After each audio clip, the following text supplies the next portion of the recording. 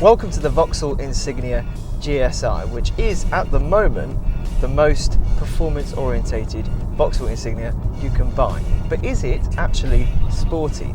Is it any good to drive? Well, let's find out.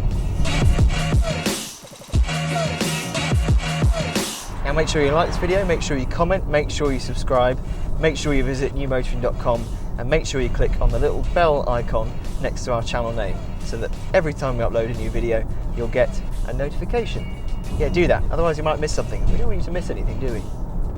Now I've driven the Insignia quite a lot over the last year or so I feel like I'm fairly well placed to understand the GSi. The GSi isn't a full sports model because there will at some point be a VXR, but for the time being this is the best you can get. GSi is the badge that Vauxhall will put on the cars that they want to have slightly sportier dynamics without the big powerful engines, which is why this one has got a diesel. The GSi also has lighter wheels. Each wheel weighs 1.5 kilos less than it would do on a standard Insignia, which shows that Vauxhall has done more than just make the suspension a bit stiffer. They've actually thought about reducing weight, and reducing weight in the wheels is a very good place to start. Inside and out as well, it's been tweaked ever so slightly, so the front bumper is different, for example, and inside you get these sportier, much more supportive seats. You have a choice of two engines. You can have a 2-litre twin-turbo diesel, or you can have a 2-litre single-turbo petrol. Now the 2-litre petrol is the most powerful engine. It's got 260 brake horsepower, but unfortunately Vauxhall doesn't have them yet. So this is the diesel. As I said, it's a 2-litre twin-turbo diesel. It's got 210 brake horsepower and 355 pounds-feet of torque. Essentially, it's a twin-turbo version of an engine you can already have in the Insignia. There's one that's got 170 brake horsepower. It's a 2-litre diesel, but it's got a single turbo. So essentially what they've done here is just strap another turbo to it. 0 to 62 miles an hour takes 7.3 seconds and the top speed is 145 miles an hour. So it loses out slightly to the petrol car. That will do 0 to 62 miles an hour in 6.9 seconds and go on to a top speed of 155 miles an hour. Beyond 4,000 RPM, the engine isn't really doing very much. It's just making a lot of noise. But lower down is where you've got all the torque, 355 pounds-feet, and it's available from 1,500 RPM. That does make a difference. The gearbox is an 8-speed automatic, but it's just a normal automatic, it's not a double clutch, and power goes to all 4 wheels. The big difference between the GSi and other Insignia models is that this has paddles behind the steering wheel. It's a small change, but my personal preference would always be to use paddles rather than pushing the gear lever across and changing up and down through the gears that way. It just feels more natural somehow. It lends itself better to driving quickly. The throttle is a little lazy. It takes the gearbox a split second to wake up a lot of the time, but the gear changes are smooth and it seems to know which gear to be in at the right time. It's a good automatic, but other than the fact you've got paddles behind the steering wheel, it feels pretty much the same as the 8 speeds in all the other Insignias. There isn't a big difference. The all-wheel drive system, again, Vauxhall says it's been calibrated differently for the GSi, but you can't really feel it.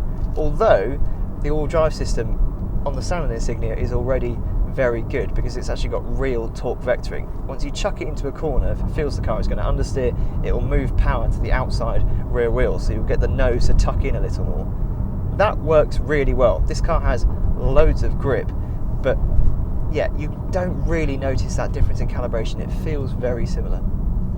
As I said at the beginning, the GSi sits 10mm lower than other Insignias, which doesn't sound like a lot, but every little helps. But you also get Flex Ride as standard. That's an option on other Insignias. And what you get is 3 modes. You get Sport, Tour and Normal, and that changes things like the steering, the throttle response, the gearbox shift points and the dampers. The suspension is firm. It definitely feels a little stiffer, but it's not VXR hard. It's not as stiff as I was expecting to be. It's still very comfortable, very controlled. And the brakes, they are Brembo up front, and they stop this car rather well. And if anything, because the speed of this is relatively low, you know, it's not a sub 6 second car to 60, it's not a fast car, it's sporty but not fast, it's almost over braked. But I quite like that. I'd rather it was over braked than under braked. And the steering? Well, I think that's the GSi's weak spot. The Insignia range in general doesn't have any real steering feel, which is quite common in cars with electric power steering these days, although they are getting better. The GSi's steering is different in terms of calibration to other Insignias, but it just doesn't feel trustworthy somehow. Particularly with small adjustments of the wheel, small quick adjustments, it feels like the resistance, the weight of the wheel, is just playing catch up to what the wheels and the tyres are actually doing.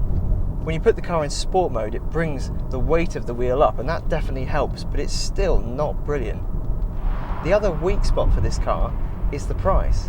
It's £33,965, which is £7,500 more than the most expensive other Insignia you can buy in the range.